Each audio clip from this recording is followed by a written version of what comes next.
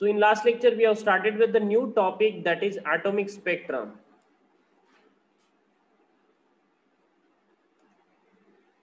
Let us start with that topic, atomic spectra.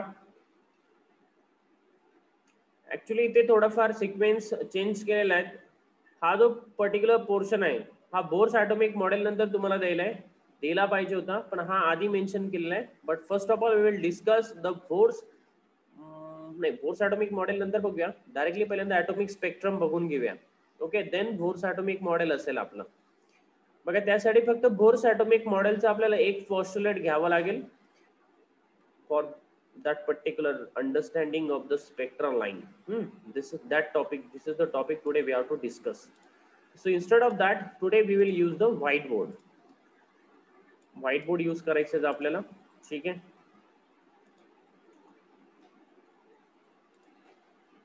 Okay, done. झाले आले सगळे. बी fast. Next. So note down the topic. First of all, atomic spectra.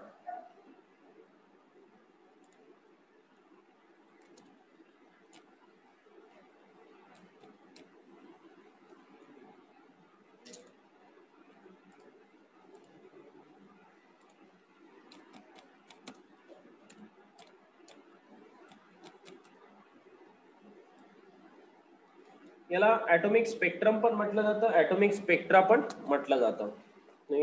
Atomic spectra पण म्हटलं जातं, atomic spectrum पण याला म्हटलं जातं. टॉपिक नोट डाऊन करा. So from last few lectures we have studied the different models of atom. First model Dalton, next J.J. Thomson, next Rutherford. Okay, आणि next आपल्याला बघायचा आहे तो आहे बोर्स ॲटॉमिक मॉडेल.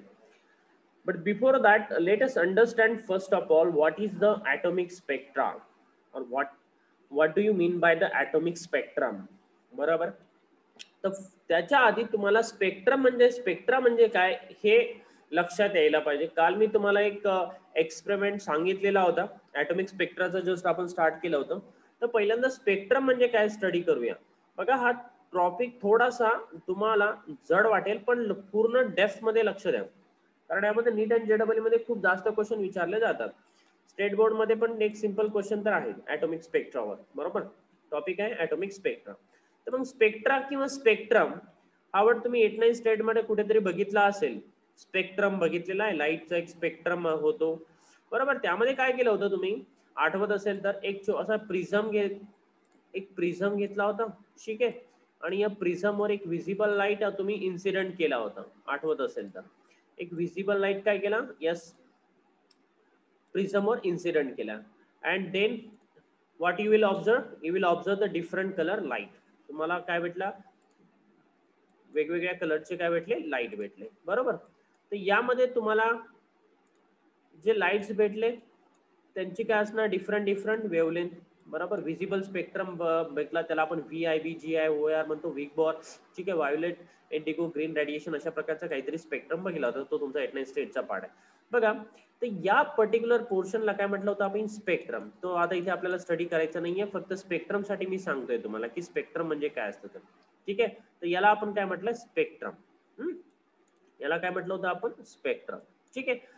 ओके, जेव्हा एखादी लाईन इन्सिडेंट झाली आणि त्या लाईन इन्सिडेंटचं जे काही आपल्याला इथे स्पेक्ट्रम मिळाला त्याला आपण काय म्हटलं, सॉरी, काय जे काही आपल्याला डिफ्युजन किंवा इथे मिळालेलं आहे त्या लाईटचं, त्याला आपण काय म्हणतोय, स्पेक्ट्रम. आता हे स्पेक्ट्रम आपल्याला काय शो करत आहे, डिफरंट कलर शो करत आहे. बरोबर आहे. तर हे जे स्पेक्ट्रम आहेत हे नियर अबाउट ऑब्टेन झाले 4000 to 8000 अँगस्ट्रॉम या वेव्हलेंथचेच रेडिएशन तुम्हाला तिथे दिसलेले आहेत. ठीक आहे, कशामध्ये, त्या पर्टिक्युलर एक्सपेरिमेंट मध्ये. जेव्हा तुम्ही हा एक्सपेरिमेंट परफॉर्म केलेला आहे, बरोबर, जेव्हा तुम्ही हा एक्सपेरिमेंट परफॉर्म केला प्रिझमचा, त्यावेळेला तुम्हाला अशा प्रकारचं काहीतरी स्पेक्ट्रम दिसला. ओके, कुठला कलर होता आठवत असेल तर, इथे स्क्रीन ठेवली होती, कलर होता मला वाटतं इथे VIB GI OR असं काहीतरी म्हणत होतो आपण, व्हायोलेट, इंडिगो, ब्ल्यू, ग्रीन, अशा प्रकारचा काहीतरी स्पेक्ट्रम होता. ठीक आहे, आणि त्याची जी वेवलेंथ तुम्हाला मिळाली, ओके, ती वेवलेंथ किती होती बेटा, 4000 म्हणजे 4000. आणि ही कशामध्ये डिनोट करतो आपण, अँगस्ट्रॉम मध्ये. ओके, जे नवीन स्टुडंट आहे त्यांना ह्या सगळे बेसिक कन्सेप्ट झालेला नाहीये, त्यामुळे त्यांनी फक्त लक्ष द्या, कारण काही स्टुडंट याच्यामध्ये 11th आणि 12th आहेत, जे 12th अपिअरिंग आहेत. ओके, सो त्यांना सगळ्या गोष्टी कव्हर करून मिळतील, बट ऑफलाईनच्या वेळानंतर. ओके, सो इथे त्यांना काय भेटले की डिफरंट कलरचे लाईट भेटले, आणि प्रत्येक लाईट ज्या प्रत्येक लाईट किंवा प्रत्येक कलरशी असोसिएटेड काय असणार, एक वेवलेंथ. म्हणजे सपोज एखादा कलर असेल ग्रीन, तर याची काहीतरी वेवलेंथ असणार, बरोबर, याचा काहीतरी लॅम्बडा असणार. दुसरा एखादा कलर असेल ग्रीन, तर त्याच्यासाठी काहीतरी लॅम्बडा असणार. ओके, लॅम्बडा म्हणजे काय बेटा, वेवलेंथ, बरोबर. अशा प्रकारचं तुम्हाला डिफरंट वेवलेंथ इथे भेटले. पण यामध्ये त्यांनी काय ऑब्झर्व केलं होतं, जेव्हा हा एक्सपेरिमेंट परफॉर्म करण्यात आला, तर यामध्ये कंटिन्युअस वेवलेंथ आहे. म्हणजे एक वेवलेंथ 4000 अँगस्ट्रॉमची आहे, तर दुसरी वेवलेंथ 4000 तिसरी वेवलेंथ 4000 अशा प्रकारच्या वेवलेंथ त्यांना तिथे मिळाल्या, कंटिन्युअस भेटलेल्या, बरोबर आहे. म्हणजेच त्याला यांनी काय नाव दिलं होतं, कंटिन्युअस स्पेक्ट्रम म्हटलं होतं. त्यांनी काय म्हटलेला, कंटिन्युअस स्पेक्ट्रम. आठव तुम्ही हे लर्न केलेलं आहे, हे जस्ट रिवाइज करतो आहे. हा सगळा पार्ट 8, 9, 10चा आहे बेटा. ओके, कारण स्पेक्ट्रा वर्ड आलेला आहे, त्यामुळे याला म्हटलं होतं त्यांनी कंटिन्युअस स्पेक्ट्रम. काय म्हटलं होतं त्याला त्यांनी, कंटिन्युअस कंटिन्युअस हा वर्ड का बरं म्हटलेला आहे त्यांनी, कारण यामध्ये वेवलेंथ जे आहे त्या कंटिन्युअस प्रेझेंट आहे. म्हणजे असं नाही की इथे किती आहे, 4000 अँगस्ट्रॉमची वेवलेंथ प्रेझेंट आहे, आणि नंतर 5000 अँगस्ट्रॉमची वेवलेंथ प्रेझेंट आहे, आणि याच्यामध्ये मधातल्या कुठल्याही वेवलेंथ प्रेझेंट नाहीये, असं नव्हतं तेव्हा. ठीक आहे, यामध्ये काय सगळ्या वेवलेंथ प्रेझेंट आहे, 4001, 4002, 4003 टू अप टू 5000. म्हणजे जर तुम्हाला इथे कुठला असेल तर एक फेंट ग्रीन, नंतर डार्क ग्रीन, त्याच्यापेक्षा डार्क ग्रीन, त्यापेक्षा डार्क ग्रीन, अशा प्रकारचे तुम्हाला डिफरंट कलरसाठी वेगवेगळ्या वेवलेंथ ऑब्टेन झालेल्या होत्या for that particular prism experiment. Okay, तर याला म्हटलं होतं आपण कंटिन्युअस स्पेक्ट्रम, ज्यामध्ये सगळ्या वेवलेंथ प्रेझेंट आहे, from this 4000 angstrom to 8000. Nearer to I ह्या व्हॅल्यूज, नियर अबाउट म्हणजे ही व्हॅल्यू जी असते ही नियर अबाउट 7800च्या जवळपास असतं, पण नियर अबाउट ही आहे तुमचा विजिबल स्पेक्ट्रम, बरोबर. तर याला म्हटलं होतं आपण कंटिन्युअस स्पेक्ट्रम, बरोबर. मग कालच आपण बघितलं की रुदरफोर्ड ॲटॉमिक मॉडेल जे आहे, हा कंटिन्युअस स्पेक्ट्रम एक्सप्लेन करू शकला नाही, कारण ॲटमनी काय केलंय, त्यांनी हायड्रोजन ॲटमचा एक एक्सपेरिमेंट परफॉर्म करणार आहोत आपण आता, त्यामध्ये आपल्याला अशा प्रकारचा कंटिन्युअस स्पेक्ट्रम मिळालेला नाही, बरोबर. जर ॲटम हीट रेडिएट करत असेल तर तुम्हाला अशा प्रकारचा कंटिन्युअस स्पेक्ट्रम मिळाला पाहिजे, पण ऍक्च्युली तो मिळालेला नाहीये, तुम्हाला भेटला डिस्क्रीट स्पेक्ट्रम. काय भेटला, डिस्क्रीट स्पेक्ट्रम. हा कंटिन्युअस स्पेक्ट्रम समजलेला आहे सगळ्यांना, याला म्हटलं जातं कंटिन्युअस स्पेक्ट्रम, बरोबर आहे. आता दुसरा जो स्पेक्ट्रम आहे तो आपण स्टडी करत, त्याला म्हटलं जातं डिस्क्रीट स्पेक्ट्रम. डिस्क्रीट स्पेक्ट्रम काय बघूया, ठीक आहे. हा झाला कंटिन्युअस स्पेक्ट्रम. दूसरा असतो डिस्क्रीट स्पेक्ट्रम और डिसकंटिन्युअस स्पेक्ट्रम. ठीक है, डिस्क्रीट, DISCRET, नोट डाउन करा, डिस्क्रीट स्पेक्ट्रम. हा पोर्शन तुम्हाला दिसणार नाही बुक मध्ये, हा बेसिक पोर्शन आहे स्पेक्ट्रमचा. ठीक आहे, so discrete spectrum. Discrete spectrum म्हणजे काय, की तुम्ही एक लाईट इन्सिडेंट केली आहे, कशावर लाईट इन्सिडेंट केली, प्रिझमवर लाईट इन्सिडेंट केलेली आहे. ठीक आहे, this is your prism and you are inciding the light. Okay, आता एक लाईट इन्सिडेंट केली आहे, ठीक आहे, आणि तुम्हाला इथे काय भेटलं, एका पर्टिक्युलर वेवलेंथ मिळाल्या फक्त. ठीक आहे, काही फक्त पर्टिक्युलर वेवलेंथ मिळाल्या, काही पर्टिक्युलर वेवलेंथ मिळाले. It is not necessary that these wavelength should be visible. Okay, एक पर्टिक्युलर वेवलेंथ मिळाल्या, असं नाही की एक सिक्वेन्स भेटला. म्हणजे मागच्या वेळेला कसं भेटलं होतं आपल्याला कंटिन्युअस, म्हणजे 4000 म्हणजे 4001 टू 4002 असं प्रकारे कंटिन्युअस भेटला अप टू 8000, बट इथे कंटिन्युअस नाही मिळाला. इथे जर असेल सपोज 5000, ठीक आहे, अँगस्ट्रॉम, तर नेक्स्ट वेवलेंथ नियर अबाउट असेल 6000 डायरेक्टली, म्हणजे मधातल्या वेवलेंथ प्रेझेंट नाहीये, म्हणजे मधातल्या वेवलेंथ प्रेझेंट नाही. याला म्हटलं जातं लाईन स्पेक्ट्रा और डिस्क्रीट स्पेक्ट्रा. अशा प्रकारच्या वेवलेंथला काय म्हटलं जातं, line spectra. Okay, line spectra हा पार्ट नाहीये याचा 12चा, हा बेसिकचा पार्ट आहे, लक्षात ठेवा. हे नाही दिसणार तुम्हाला तुमच्या HSC बोर्डामध्ये किंवा कुठेच. ठीक आहे, सो याला म्हटलं जातं लाईन स्पेक्ट्रा और डिस्क्रीट स्पेक्ट्रा. ठीक आहे, DISCRET, डिस्क्रीट स्पेक्ट्रम. ठीक आहे, किंवा डिस्क्रीट स्पेक्ट्रम. ओके, तो दोन क्लिअर झालेत.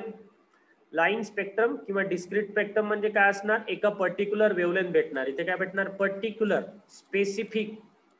पर्टिक्युलर किंवा स्पेसिफिक वेवलेंथ जर मिळत असेल तर त्याला काय म्हणणार तुम्ही, डिस्क्रीट किंवा लाईन स्पेक्ट्रम.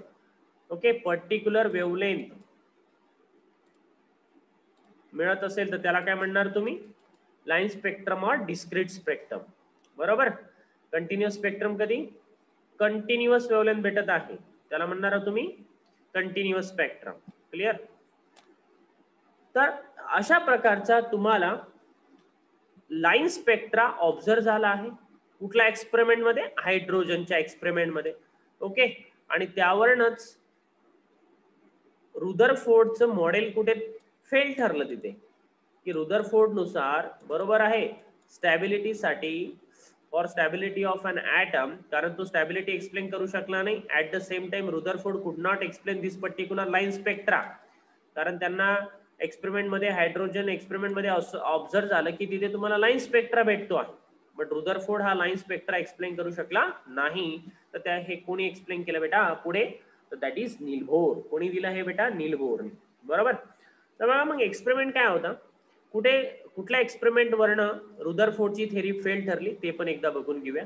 काय केलंय त्यांनी, बघा काय केलंय त्यांनी, परत एकदा आता याला इरेज करतो. बस.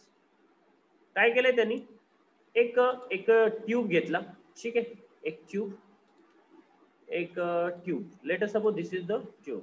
या ट्यूब मध्ये काय केलं त्यांनी, हायड्रोजन गॅस घेतला. कुठला गॅस घेतला बेटा, हायड्रोजन गॅस. कुठला गॅस घेतला, हायड्रोजन गॅस. कुठला गॅस घेतला इथे, H2, हायड्रोजन गॅस घेतला. आणि या हायड्रोजन गॅसला काय केलं बेटा, हीट केलंय त्यांनी. बरोबर. हायड्रोजन गॅसला काय केलं, हीट केलं. आता हायड्रोजन गॅसला हीट केल्यानंतर त्यांना काय ऑब्झर्व झालं, यामधनं काहीतरी लाईट एमिट झाला. बरोबर. आता सर यांना हीट कसं करणार, हीट तर तुम्ही बर्नर तर लावून हीट करू शकणार नाही याला, इथे by with the help of electric करंटनी हीट केलं जातं, जूल्स इफेक्टनी. ठीक आहे, लक्षात ठेवायचं असेल. याच्यामध्ये ठेवला त्यांनी हायड्रोजन गॅस, आणि हायड्रोजन गॅसला काय केलं त्यांनी, काय केलं, हीट केलं. समजतं ना, हीट. आता हीट केल्यावर त्यांना काय आढळलं की हा जो ग्लास आहे, ठीक आहे, हा ग्लास ग्लो व्हायला लागला. बरोबर आहे, ग्लो व्हायला लागला. ग्लो होता याचा अर्थ काय, त्याच्यामध्ये काहीतरी रेडिएशन्स आहे. बरोबर. मग हे रेडिएशन्स त्यांनी काय केले, प्रिझमवर टाकले. बरोबर. प्रिझमवर टाकल्यानंतर त्यांना फक्त काहीतरी स्पेसिफिक वेवलेंथ दिसल्या. बरोबर आहे, काहीतरी स्पेसिफिक वेवलेंथ दिसल्या, म्हणजे कुठला स्पेक्ट्रम दिसला, लाईन स्पेक्ट्रम ऑब्झर्व झाला.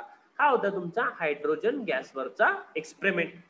काय आलं, हायड्रोजन गॅसच्या एक्सपेरिमेंट मध्ये हायड्रोजन गॅस घेतला एका ट्यूब मध्ये, ग्लास ट्यूब मध्ये, त्याला काय केलं त्यांनी, हीट केलं, आणि जे काही रेडिएशन मिळालं ते प्रिझमवर त्यांनी इन्सिडेंट केलं, आणि प्रिझमवरून एका स्क्रीनवर त्यांनी काय केलं, ते स्पेक्ट्रम ऑब्झर्व केला.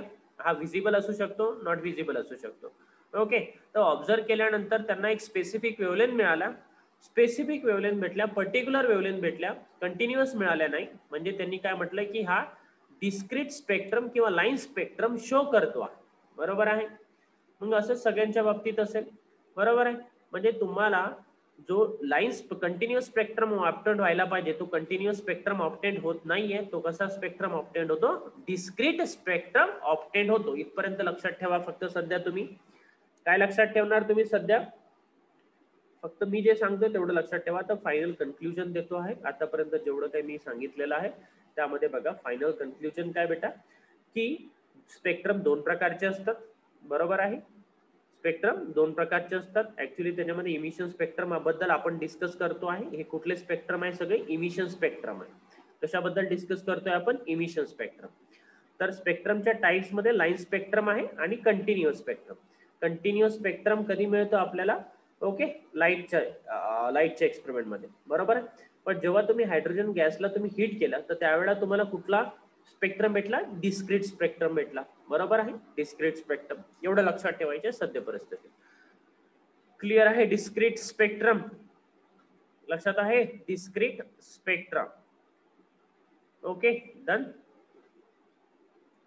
मग पुढे आपल्याला लर्न करायचं आहे, हा डिस्क्रीट स्पेक्ट्रम का शो करतो आहे. कुठलाही ऍटम जो आहे इथे, हा कुठलाही ऍटम हा डिस्क्रीट स्पेक्ट्रम का शो करतोय. इथपर्यंत लक्षात ठेवा. लाईन स्पेक्ट्रम आणि कंटिन्युअस स्पेक्ट्रम. लाईन स्पेक्ट्रम म्हणजे discrete spectrum. So note down the next topic now. आता हा डिस्क्रीट स्पेक्ट्रम ॲटम का शो करतोय हे आपल्याला लर्न करायचं आहे. ऍक्च्युली हा पार्ट नाहीये, पण आपल्याला लक्षात घ्यावं लागेल, कारण तिथंच तुमचे न्यूमेरिकल स्टार्ट होतात. तिथून तर आपला टॉपिक तिथे टच होणार. Okay, right down explanation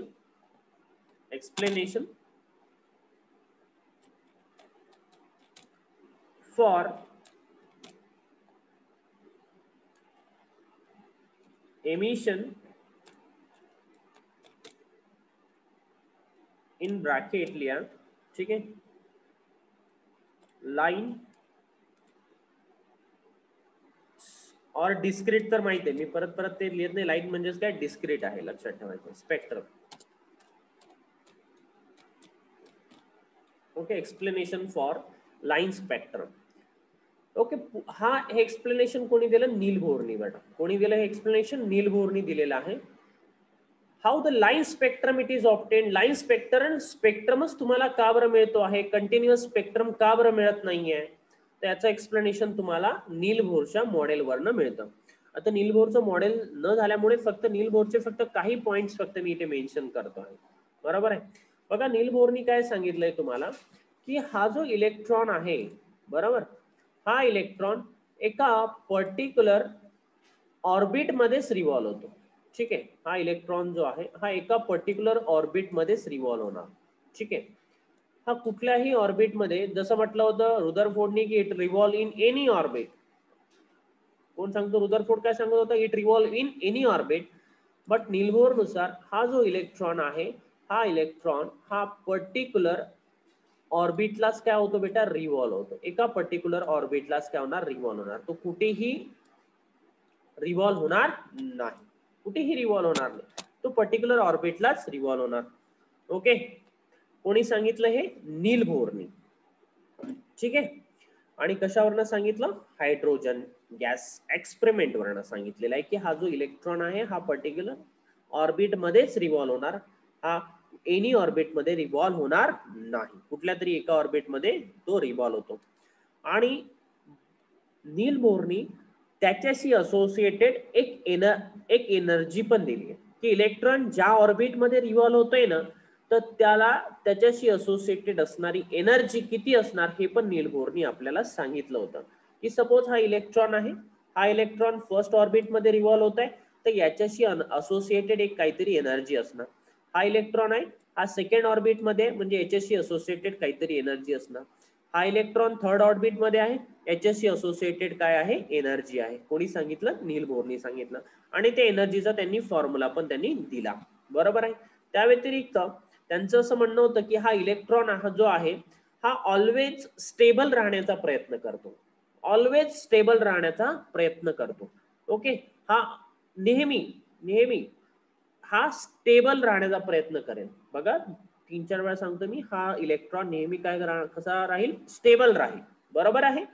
bye either ऑब्झर्प्शन और बाय एमिशन. बरोबर, हा स्टेबल राहणार, ऑलवेज स्टेबल राहण्याचा प्रयत्न करणार. म्हणजेच काय स्टेबल राहण्याचा प्रयत्न? म्हणजे काय, की सपोज मी हा हायड्रोजन ॲटम आहे म्हटलं. काय म्हटलं मी? हा हायड्रोजन ॲटम आहे, आणि हायड्रोजन एक्सपेरिमेंट मध्ये आताच तुम्ही त्याला काय केलं होतं? हीट केलं होतं. बरोबर आहे. हीट केल्यानंतर मला सांगा, हे इलेक्ट्रॉन्स काय करणार? एनर्जी अक्वायर करणार. आणि यांच्याकडे एनर्जी आल्यामुळे हे इलेक्ट्रॉन्स काय होणार? एक्साइट होणार. बरोबर आहे. एनर्जी मिळणार ना त्यांना बाहेरून कुठून तरी. एनर्जी मिळाले तर ही इलेक्ट्रॉन्स काय होतात? ती एनर्जी काय करणार? खाऊन घेणार. इलेक्ट्रॉननी एनर्जी खाल्ल्यानंतर ते काय होणार? एक्साइट होतात. त्याला काय म्हणतात? Excitation of electrons. Excitation of electron. आता इथे इलेक्ट्रॉननी जर एनर्जी खाल्ली तर हा इलेक्ट्रॉन्स या ऑर्बिट मध्ये राहणार का? नाही. हा इलेक्ट्रॉन्स काय करणार? जम्प करणार. ओके, अनदर ऑर्बिट मध्ये. जेवढी त्यांनी एनर्जी गेली आहे त्याच्यानुसार तो नेक्स्ट ऑर्बिट मध्ये काय करणार? जम्प करणार. पण काय, हा इलेक्ट्रॉन कधी पण स्टेबल राहण्याचा प्रयत्न करतो. जेव्हा तो एनर्जी खातो, बरोबर आहे, तो काय करतो? अनस्टेबल होऊन जातो. बरोबर आहे. तो काय करतो? अनस्टेबल होतो. तो नेक्स्ट ऑर्बिट मध्ये जातो. बट तो परत स्टेबल कधी होणार?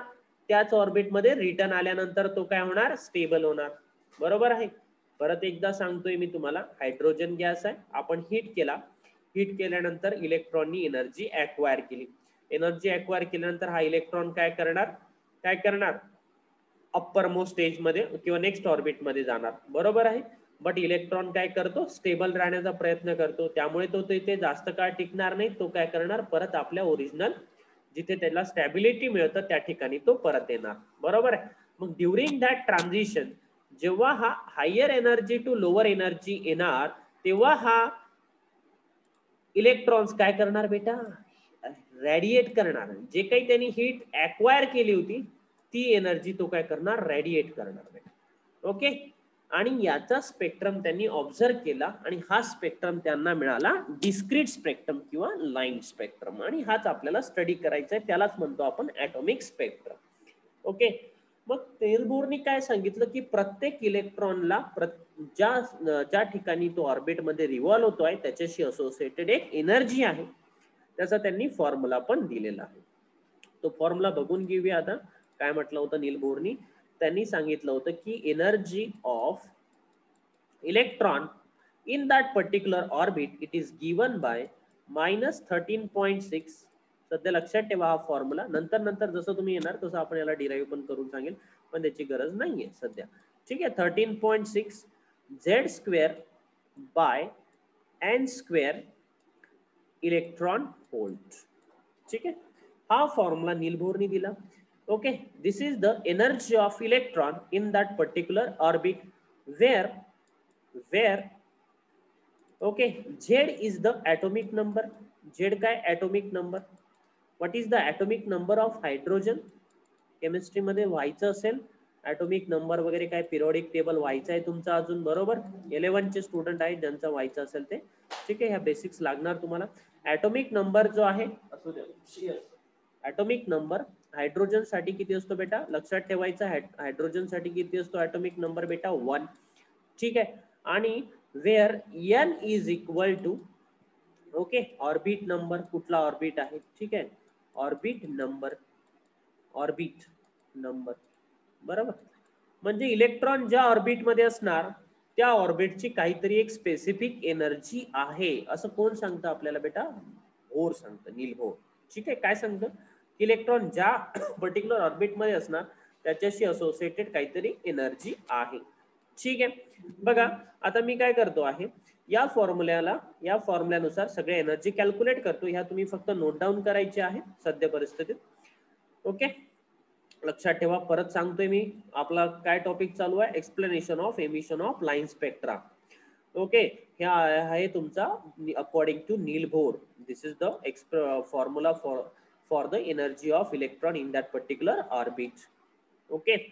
So now let us consider this is the first orbit, this is the second orbit, this is the third orbit, and let's suppose this is the fourth orbit. किती orbit आहे बेटा, 4 orbit आपण consider केलेला आहे.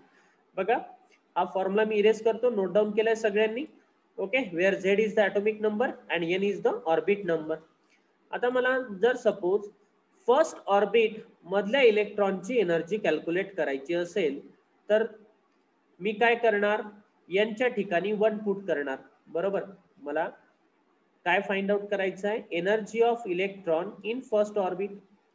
बघा हा electron first orbit मध्ये आहे तर त्याची एनर्जी किती असणार बेटा, मी काय करणार, फक्त यांच्या ठिकाणी 1 पुट करणार. काय पुट करणार, यांच्या ठिकाणी 1.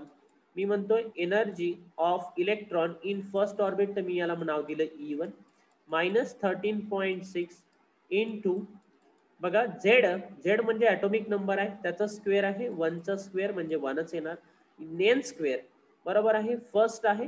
ओके. ऑर्बिट नंबर किती आहे, फर्स्ट, 1 चा स्क्वेअर म्हणजे 1च येणार, इलेक्ट्रॉन व्होल्ट. म्हणजे मला सांगा पहिल्या ऑर्बिटची एनर्जी किती आहे बेटा, -13.6 इलेक्ट्रॉन व्होल्ट. लक्षात ठेवायचं, पार्ट पाहिजे या व्हॅल्यूज. ठीक आहे. नीट आणि JEE साठी पहिल्या ऑर्बिटची एनर्जी किती असते बेटा, -13.6 electron volt. So note down करायचं आहे, फर्स्ट ऑर्बिट साठी एनर्जी किती आली आहे, -13.6 इलेक्ट्रॉन व्होल्ट. सो इथे लिहितोय मी फर्स्ट ऑर्बिट साठी एनर्जी किती आहे, 13.6 इलेक्ट्रॉन व्होल्ट फर्स्ट ऑर्बिट. ठीक आहे. असंच मी आता केलंय की मला इथली एनर्जी फाइंड आउट करायची आहे इलेक्ट्रॉनची. तो इलेक्ट्रॉन सेकंड ऑर्बिट मध्ये रिव्हॉल्व होतो आहे, बरोबर. तर सेकंड ऑर्बिटची पण एक स्पेसिफिक एनर्जी येणार, फक्त इथं मला काय पुट करावं लागेल, यांच्या ठिकाणी 2, म्हणजे इथं काय येणार बेटा 2² म्हणजे काय येणार 4. जर मी हे कॅल्क्युलेट केलं तर मला E2 काय मिळतो लक्षात द्या. E2 is equal to minus 3.4 electron volt. ठीक आहे. Again E3 is equal to बघा E3 इज इक्वल टू मी व्हॅल्यू पुट करतोय तर मी तुम्हाला व्हॅल्यू डायरेक्टली सांगतो आहे. या व्हॅल्यू तुम्ही लर्न करायच्या 4 ऑर्बिट पर्यंतच्या व्हॅल्यू पाठ पाहिजे तुमच्या सगळ्यांच्या. ठीक आहे. First orbit energy of first orbit minus 13.6, energy of second orbit minus 3.4, energy of third orbit minus 1.5 electron volt. Then energy of fourth orbit that is minus 0.85 electron volt. बघा म्हणजे प्रत्येक ऑर्बिटची असोसिएटेड एक एनर्जी आहे. प्रत्येक ऑर्बिटची associated काय बेटा energy आहे. ठीक आहे. म्हणजे सपोज एखाद्या इलेक्ट्रॉननी काय केलंय एनर्जी एक्वायर केली तर तो इलेक्ट्रॉन पुढच्या ऑर्बिटमध्ये गेला. जर त्याला परत या ऑर्बिटमध्ये यायचं असेल तर तो काय करणार तेवढी एनर्जी काय करणार लिबरेट करणार किंवा तो काय करणार रिलीज करणार आणि तिथेच आपल्याला काय भेटतो ती एनर्जी आपण जर कॅप्चर केली तर आपल्याला तिथे काय भेटतं स्पेक्ट्रम मिळतं. त्या वेव्हलेंथचं स्पेक्ट्रम मिळेल. क्लिअर. ओके. सो प्रत्येक ऑर्बिटची असोसिएटेड काय बेटा एक एनर्जी आहे.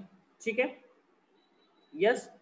आणखी एक गोष्ट यामध्ये लक्षात ठेवा आता मी हायड्रोजन एक्सपेरिमेंटचा एक सेंटेन्स लिहून देतो आहे. लक्षात घ्या. On hitting the hydrogen atoms this particular electrons absorb the energy. Okay. आपण हायड्रोजन स्पेक्ट्रम बद्दल आपण हायड्रोजन ॲटम बद्दल जनरली बोलतो पण हा फॉर्म्युला तुम्हाला कुठेही लावता येईल. फक्त इथे झेड काय घेता येईल त्या जो काही गॅस तुम्ही घेतलेला आहे त्याचा ॲटॉमिक नंबर घ्यावा लागेल इथे. ठीक आहे. ओके.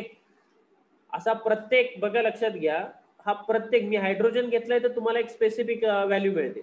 जर मी तुम्हाला जर म्हटलं की ऑक्सिजन असेल तर ऑक्सिजनसाठी एक स्पेसिफिक तुम्हाला व्हॅल्यू भेटतील ऑक्सिजन. ओके. म्हणजे प्रत्येकाशी असोसिएटेड वेव्हलेंथ वेगवेगळे आहे. प्रत्येकाचा स्पेक्ट्रम वेगळा आहे. जर सपोज बघा आणखी एक तुम्हाला क्ल्यू सांगतोय. जर मला आता त्यांनी एक गॅस दिलं मला जर ओळखायचं असेल की हा गॅस कुठला आहे हायड्रोजन आहे का ऑक्सिजन आहे की नायट्रोजन आहे की कार्बन डायऑक्साईड कुठला गॅस आहे हा मी कसा ओळखणार तर या लाईन स्पेक्ट्रम प्रत्येकाचा स्पेक्ट्रम ठरलेला आहे. बरोबर आहे. कोण किती लाईट एमिट करणार हे पण ठरलेलं आहे. बट तुम्हाला काय करावं लागेल सपोज माझ्याकडे एक ऑक्सिजन माझ्याकडे एक अननोन गॅस आणून दिला आणि सर म्हटलं की सर याला ओळखा कुठला गॅस आहे. मी काय करणार त्या गॅसला पहिल्यांदा हिट करणार. बरोबर आहे. गॅसला हिट केल्यानंतर काय करणार त्यातले इलेक्ट्रॉन्स काय करणार एनर्जी ऍब्सॉर्ब करणार आणि ते काहीतरी एक स्पेक्ट्रम शो करणार. तो मी स्पेक्ट्रम स्टडी करणार आणि माझ्याकडे जो काही डाटाबेस आहे त्या डाटाबेसशी मॅच करणार की असा कुठला स्पेक्ट्रम शो करतोय. नाही हा स्पेक्ट्रम ऑक्सिजन गॅसचा आहे. मग मी सांगणार की हा गॅस जो आहे जो तुम्ही मला दिला हा ऑक्सिजन गॅस. म्हणजे प्रत्येकाचा स्पेक्ट्रम हा फिक्स आहे. प्रत्येकाचा स्पेक्ट्रम काय फिक्स आहे. ओके. तर इथे आपण जनरली हायड्रोजन बद्दल बोलतो आहे. ओके. नेहमी लक्षात ठेवा इलेक्ट्रॉन्स काय असतो ओके एनर्जी एक्वायर करतो आणि पुढच्या ऑर्बिटमध्ये जातो पण तो तिथे अनस्टेबल असतो. तो काय करणार परत आपल्या स्टेबल ऑर्बिटमध्ये येण्याचा प्रयत्न करणार. त्यामुळे तो काय करतो एनर्जी काय करतो रिलीज करतो. काय करतो एनर्जी रिलीज करतो. ठीक आहे. एनर्जी रिलीज करतो in the form of light असेल व्हिजिबल असेल तर दिसेल नाही तर नाही दिसणार. ठीक आहे. विजिबल स्पेक्ट्रम मध्ये असेल तर दिसणार अनविजिबल स्पेक्ट्रम इन्फ्रारेड मध्ये असेल तर नाही दिसणार ना. ठीक आहे. सो हे लक्षात ठेवायचं energy associated with each orbit. सध्या परिस्थितीत तुम्हाला सांगितलेलं energy associated with each orbit formula काय लक्षात ठेवायचा 13.6 into Z² into electron volt. हा इलेक्ट्रॉन व्होल्ट मध्ये तुम्हाला त्याची एनर्जी मिळतं. आता ज्यांना फोटो इलेक्ट्रिक इफेक्ट झालाय त्यांना इलेक्ट्रॉन व्होल्टशी परिचित आहेत त्या वर्डशी या सिम्बॉलशी या युनिटची. ठीक आहे. डन. इथपर्यंत झालंय सगळ्यांचं. प्रत्येक एनर्जीशी असोसिएटेड तुम्हाला मिळालेलं आहे. आता काही पॉइंट लिहिताय का write down some important points now note down. लक्षात द्या जे जे सांगतोय ते लिहा फक्त कारण हे बेसिक पॉइंट्स आहे ते तुम्हाला नील बोरच्या थेअरीमध्ये पण नाही मिळणार. So write down on hitting the electron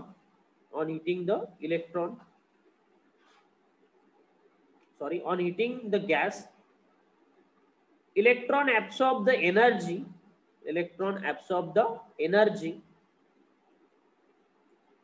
and jumps to the higher energy level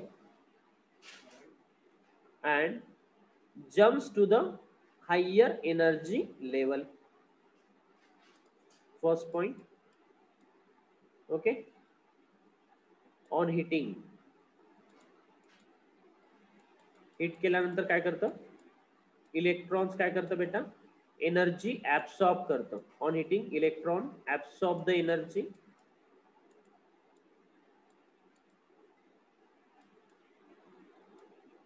and jump to higher energy level. Jump to higher energy level. Notepad अजून आलेलं नाहीये लॉकडाऊन मुळे आपलं, नाहीतर आणखी स्मूथ हँडरायटिंग मिळाली असते तुम्हाला. So on hitting the electron absorb the energy and jump to the higher energy level. बघा हा इलेक्ट्रॉन होता. ओके, इथला इलेक्ट्रॉन एनर्जी मिळाली याला हिट केल्यामुळे आणि तो हा कसा झाला. Okay, jump to higher energy level. Next लिहा, electron is very unstable. Next point, second point लिहा, electron is very unstable in higher energy levels. Electron is very unstable in higher energy levels. ठीक है. Second point, unstable आहे कोण बेटा, electron. कुठे बेटा unstable आहे तो, हायर एनर्जीला. ठीक आहे, लिहिला सेकंड पॉइंट. ठीक आहे. Now write down third point. so electrons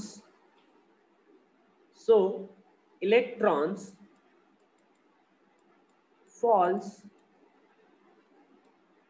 back. Electron काय होतं, फॉल्स बॅक, और त्याला काय म्हणता येईल, डी एक्साइट पण म्हणता येईल. डी एक्साइट, एक्साइट झाला तर वरती जातो बेटा आणि डी एक्साइट झाला तर तो खाली येणार. ठीक आहे. इलेक्ट्रॉन फॉल्स बॅक और de-excite to a lower level. To a lower level. माझ्या हँडरायटिंग कडे लक्ष देऊ नका, मी जे सांगतोय वर्ब, ओके, त्या वर्डिंग कडे लक्ष. परत एकदा सांगतोय. So electrons falls back or de-excite to a lower level, emitting energy in the form of radiation. Emitting energy in the form of radiation. Okay. आणि या रेडिएशनलाच मला सांगा तुम्ही काय म्हणणार बेटा, रेडिएशनला पार्टिकल आहे ना, तर रेडिएशनला काय म्हणणार, फोटॉन. बरोबर, ड्युअल नेचर ऑफ रेडिएशन झालंय ना. ठीक आहे. ज्यांचं नाही झालंय त्यांना नवीन बॅच मध्ये ऑफलाईन मध्ये सगळं करून भेटेल, पण सध्या लक्ष द्या. ओके, कसा युनिट करतो तो बघा, परत एकदा सांगतो. थर्ड पॉइंट परत एकदा रिपीट करतोय. So the electrons falls back to a de-excite to a lower energy level and emit the energy in the form of radiation or photon. Write down fourth point. Okay, आता हा fourth point खूप important आहे बेटा. बघा प्रत्येक each and every sentence लिहिलंय आपण.